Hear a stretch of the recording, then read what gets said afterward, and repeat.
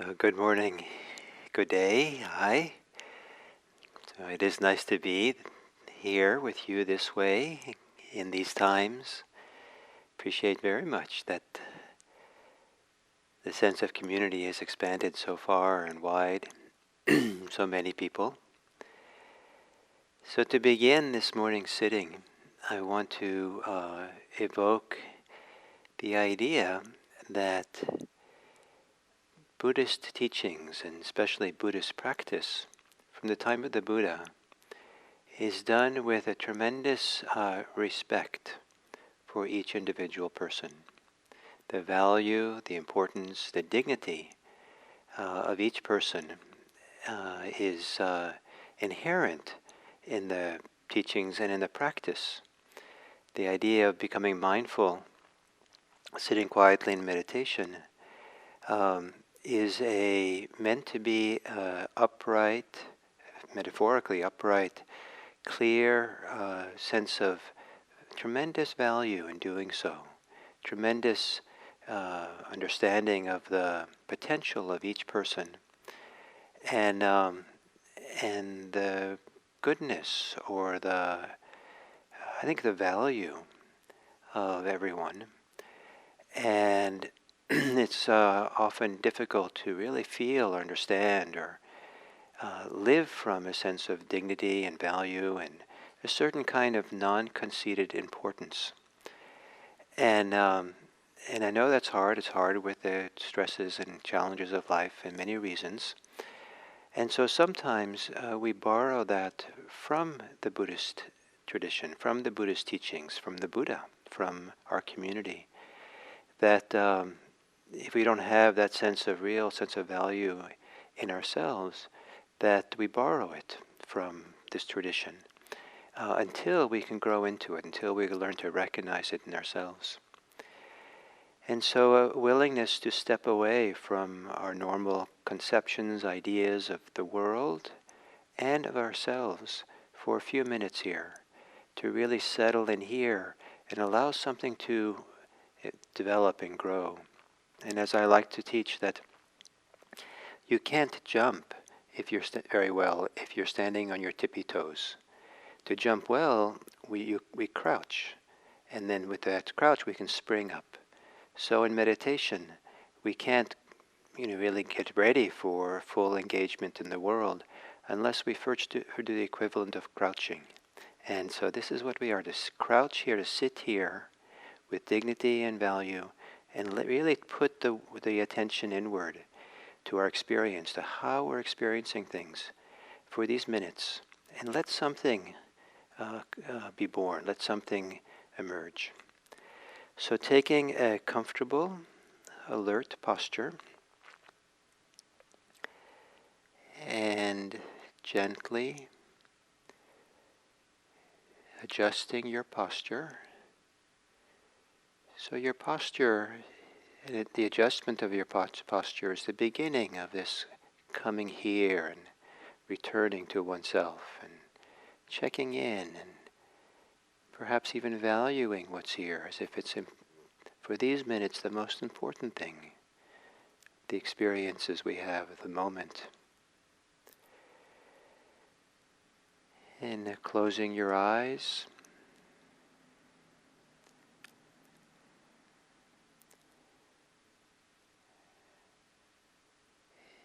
Then as a way of really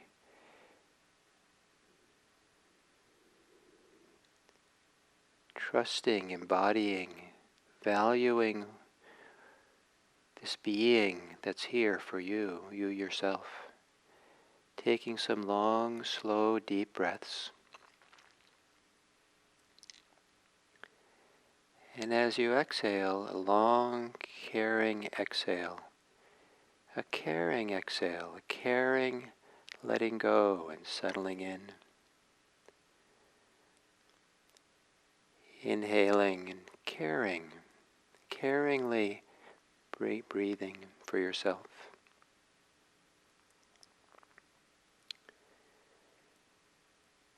And then letting your breathing return to normal.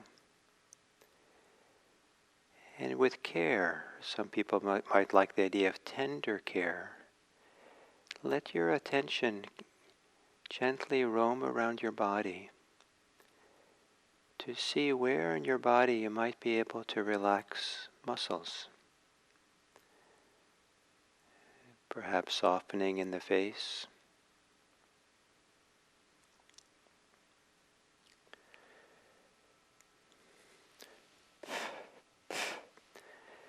Perhaps softening in the shoulders.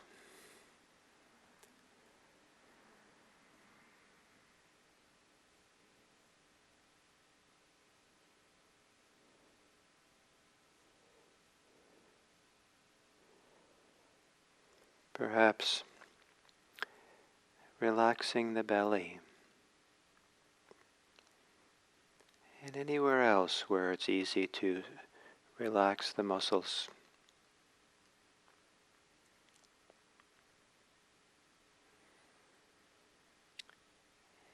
To then feel the stability or the hardness, the stableness of the body against where the body's touching the chair or the cushion, the floor.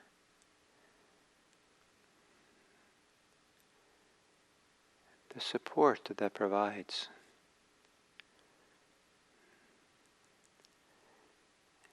And if you're sitting upright, feeling the uprightness, the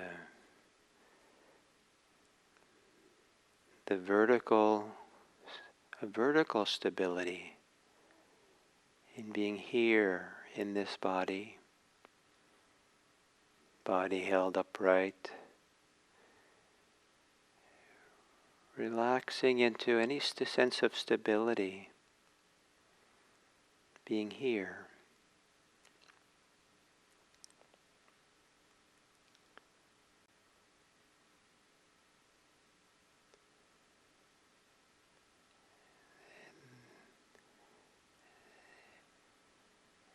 Relaxing the thinking muscle, whatever sense of pressure or urgency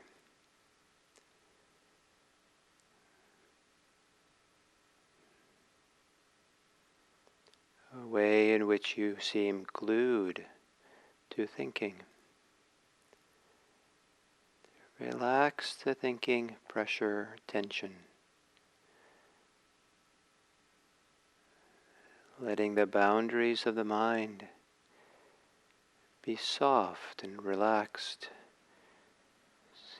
So the boundaries of the mind are indistinguishable from the vast space around it.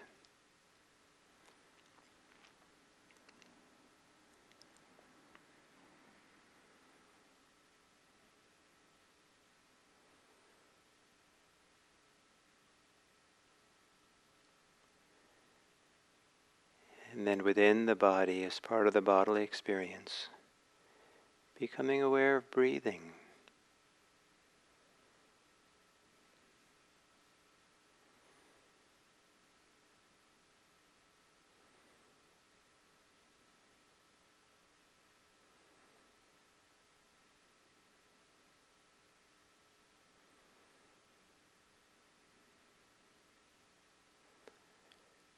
Become aware of how the body's breathing.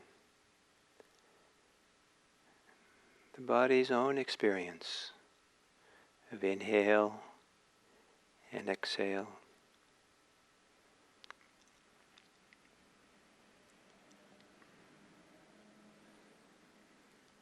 And the particular sensations and experience of breathing. Perhaps also you can have a sense that it exists with indistinct boundaries, with a vast space that's around you.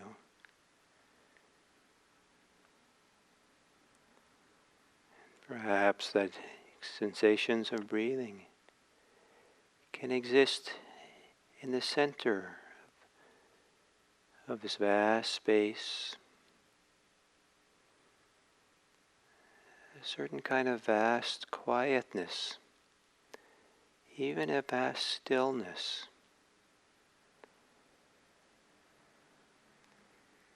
that surrounds the experience of breathing.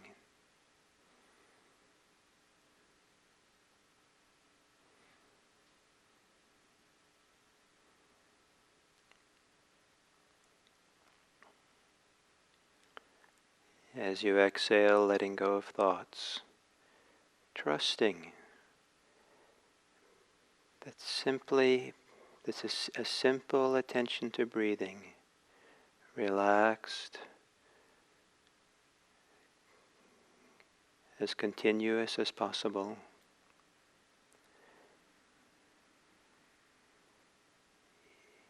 is the valuable way of valuing oneself and of crouching, getting ready for what may come during the day. But for now, breathing mindfully.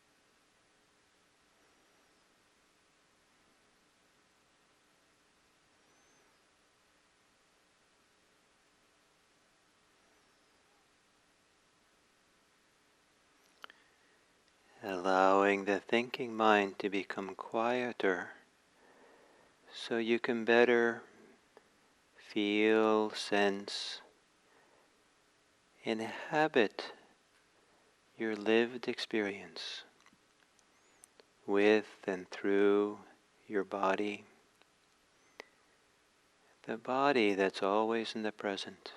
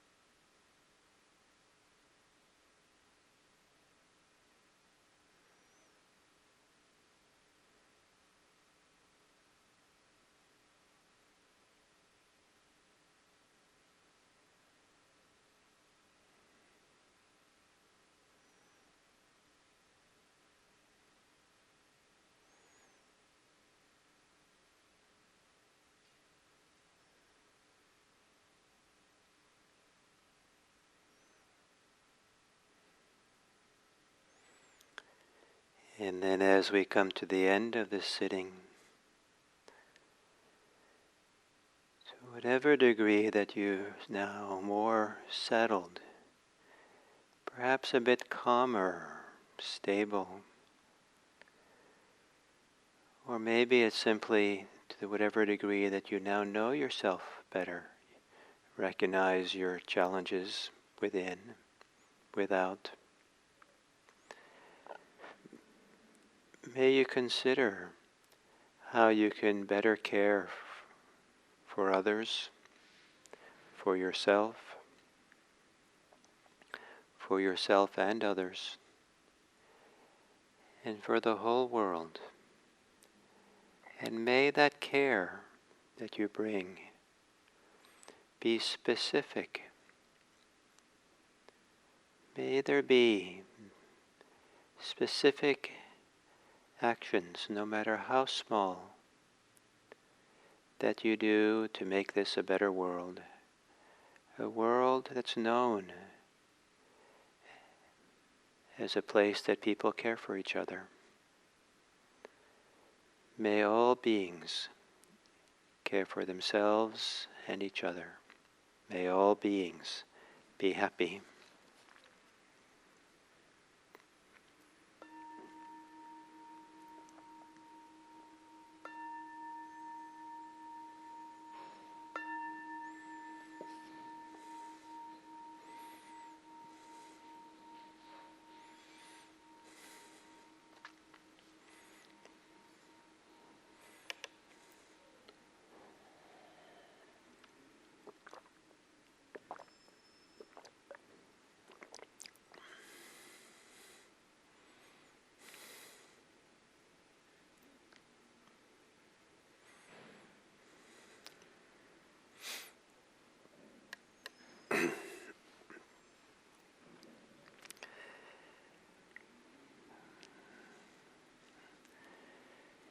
So hello again, and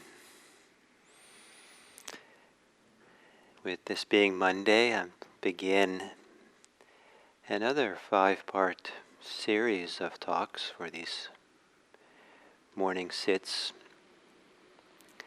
And what I'd like to do this week is to introduce to you one of my favorite topics these days, Buddhist topics, practice topics. And it's a concept which I've been reading the Buddha's teachings for a long time, but didn't really see there, didn't really pull it out of the text and understand that it was there, partly because it was translated in a way that kind of made it more obscure. On the surface, it would seem that this is a pretty straightforward concept maybe, when it's translated by the word compassion.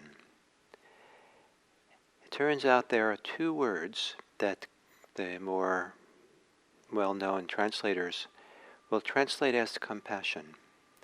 One is the one that is most commonly known, karuna, K-A-R-U-N-A, karunya. And the second is Anukampa, A-N-U-K-A-M-P-A. And but by both translating them both as compassion, we don't see how these 2 are distinguished from each other. And when I started looking into this and seeing what specifically said about Anukampa in the suttas, it became quite meaningful for me and touched something very deep inside that I kind of came to recognize as kind of its own specialness. In the past, I think I would have identified it as compassion, or a quality of compassion, and that's quite fine and a nice thing. But now it seems to be something much more fundamental and broader in scope than compassion in a wonderful way. So, and I call it, I tend to translate this word Anukampa as care. And caring for the world, caring for self, caring for others. And I kind of like the English word care because of the double meanings of it. To care for others means both to value them, to consider them, to value them, appreciate them, but um, it could also mean to actively do something for them, to help them, to provide for them, to support them. And these two meanings, to value someone and to provide support, are beautiful things to do. So for what I would like to do today, this first day, is to say something more about my own journey in the Dharma in relationship to three beautiful qualities of heart that can grow through this practice, and that is compassion, loving kindness, and this Anukampa, this care. And the way that it came to me and really became strong in me was in that sequence. And it's kind of interesting that I've been doing this Dharma practice for 45 years. So to go back and look over how it's evolved for all these decades, you see the slow change, or what was salient, what was really important for me at different eras of my practice. So in the early years of my practice, when I had a lot of personal suffering, a lot of challenges, I was doing Zen practice, as I started to develop and deepen the practice, the language, the way I described it to myself, it was that practice was Zen meditation was tenderizing in the way that we tenderize meat. That's, I guess, I've never done it, but I think that meat can be tough, and you put something on it that makes it more tender and something. So I kind of felt that Zen meditation, was tenderizing my heart, and slowly, in retrospect, I realized in retrospect, after some years of practice, that one of the things that was happening for me in those early years was I was becoming compassionate. I was being attuned to my own suffering and then also the suffering around me. And the salient, important quality that met that responded to it, that supported it, was a quality of compassion, a warmth, a care, a love, certainly a caringness that was specific to suffering. And at first, I certainly wasn't conscious of this actively happening. I think one of the first signs that this was happening was that I found myself oriented towards Buddhist art of statues, photographs of art, drawings, paintings of Avalokiteshvara, Kuan Yin, Kannon in Japanese, the Bodhisattva, the great being of compassion. And I felt myself very strongly drawn to those, and I would draw them. I would have photographs of statues on my wall, and I didn't think about it much. It was like I found these, I put them up there. I also would see in the world people and objects, and I would identify them as being objects or people of compassion. I remember there were some people that I said, "Oh, that's a really compassionate person," I said to someone else, and they were surprised that I would see that in the person, because that wasn't their association. But I was seeing this around me. Even there were sometimes just the breeze of the wind against my cheek felt like a breeze of compassion. I think in Zen sometimes it's called the golden wind that comes. And at retrospect, I think I needed a lot of compassion. I needed a lot of the medicine or the salve of compassion in order to meet and be with my own suffering. Or perhaps rather than needing it, it just was a byproduct. And one of the reasons I think why this compassion arose for me in doing Zen practice is that Zen practice was very simple, and the way I understood it, the way I practiced it, was a thorough acceptance of the moment as it was.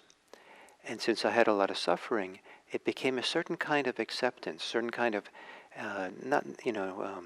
just being with, allowing it, and this allowing and the suffering to be there and being with it that is a tenderizing effect.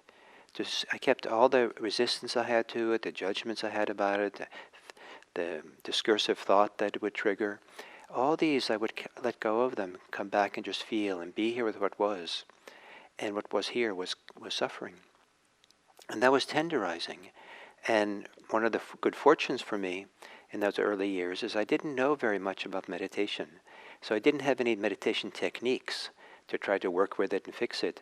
I just sat in an open, somewhat simple way with experience. And doing so changed me.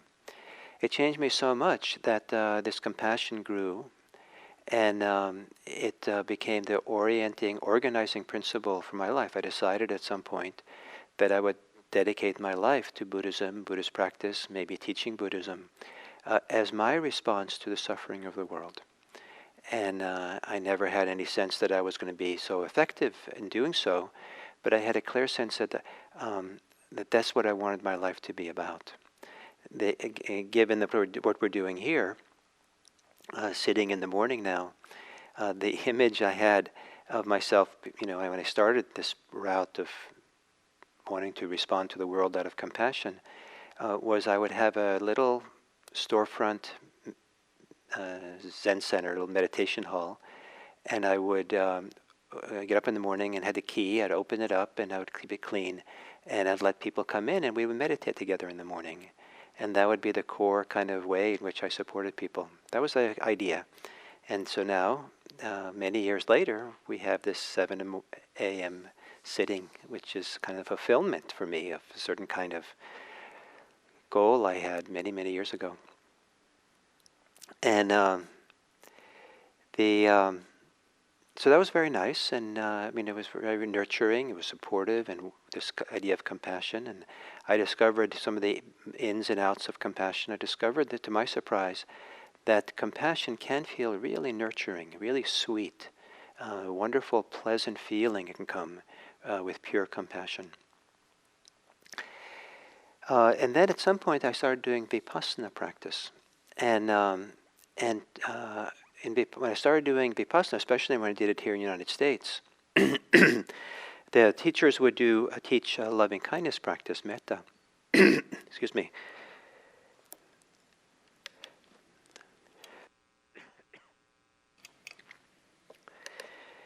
And being kind of from a Zen background, this loving kindness practice just seemed too sentimental, too artificial to me when I was a young student. And so I would simply tune out the teachers if they did a guided loving kindness meditation. But in the course of sitting long retreats, especially the 3-month retreat at the Insight Meditation Society, at some point something started, sweetness and warmth, and again maybe this tenderizing, something began to open in me that had a kind of joy to it and delight or happiness part of it. And then when the teacher started to talk about loving kindness or do loving kindness meditation, I said, that's it. I know what they're talking about now. And then this idea of loving kindness meditation had such a wonderful meaning for me and value to me, but had a very different flavor than compassion. It still had to do with caring for people and caring for oneself, but it was more of came with a sense of delight or happiness and wanting them to be happy. And it's a very different affect for me to have this more open, relaxed experience. And I wondered for a long time whether it was something about Zen versus something like Vipassana, one compassion, one loving kindness, or had to do with a particular phase of my life and what was useful and what this kind of tenderizing and opening of the heart came. Certainly the loving kindness started to come when I didn't have so much suffering anymore. I'd become freer and freer of it and had real moments of it dropping away. And sitting there and practicing without the suffering as a reference point, maybe that's what made possible that the loving kindness could be the expression of this, caring heart. And then as the decades went along, at some point I noticed that there was a shift in my experience of care, wanting to take care, respond to the world, or the certain kind of love that I felt. And it started to become simpler and simpler. And it became simpler in a way that I didn't quite associate it with compassion, though I could call it compassion, but it just seemed so simple. And I didn't quite associate it with loving kindness because that seemed a little bit more active to me, a little more energized and a little bit more kind of relational in some more, I don't know what to say, complicated way. But there was a simpler thing that I associated a lot with it, not with a sense of freedom, a sense of ease, a sense of peace that had come with the practice. And this idea that there was it was this very simple caring, responsivity, wanting to support and help and work for people, but it was clearly connected to a sense of peace, a sense of well-being, a sense of ease. And it just seemed to be almost part and parcel of that ease. And it just, as soon as I kind of would refer to it as loving kindness or compassion, it seems like it got a little bit more activated, a little more conceptual, a little bit more involved. Nothing wrong with that at all, but I like the peacefulness. And there are times I struggled with, especially if I struggle a little bit, conceptually. Is it okay to stay that simple? Shouldn't I be more actively concerned or worried or be more actively compassionate or actively loving kindness? But it just felt so right this way. And then I started studying these suttas around this idea of compassion and how compassion's talked about in the suttas. And I started seeing there was a distinction in the suttas between compassion and anukampa.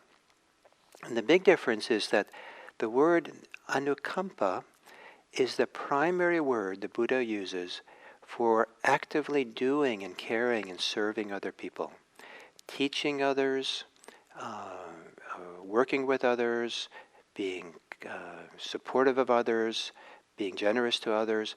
That's in the suttas, that's over and over again described as being done out of anukampa. It's never described as coming out of karuna. Karuna has a very different meaning in the suttas. It's certainly different than what it's come to mean. But anukampa is the active verb and emotion for caring for others.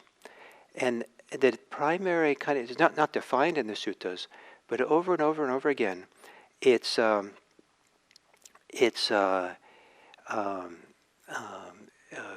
someone has anukampa, they're concerned for the welfare of others. And this idea of welfare of others is broader in nature than compassion. It's broader in nature because compassion is certainly about the welfare of others, but specific around not wanting to suffer, to alleviate suffering. And loving kindness is more about letting people be happy, and can be a lot of compassion there too, and concern for people suffering, but it's a little bit more specific. And what I came to understand is in the suttas, anukampa is the broad feeling that encompasses all the Brahma-viharas, encompasses compassion, loving kindness, sympathetic joy, and equanimity. And so it's more like this is the broad term for being involved with the care of the world. And so this is not from the Buddha, but my own sense of it then is that anukampa is the foundation for the other forms of love. And that then I associated with this feeling of something very deep and peaceful from which my care came. I said, oh, that is probably anukampa. And having a word for it really made a difference for me. It kind of brought me delight, joy, it kind of freed it up to be there as its own thing. And I've come to translate it now as care. So the fundamental capacity to care that can be very simple, uncomplicated, coming from a sense of ease and peace and freedom, that can be the foundation. And then as appropriate, that gets expressed in different ways. So that's what I want to talk about this week is anukampa, and I hope that offering my own story of how I came to it sets a context for what we'll do for the next 4 mornings. So thank you for listening, and I look forward to tomorrow. Thank you.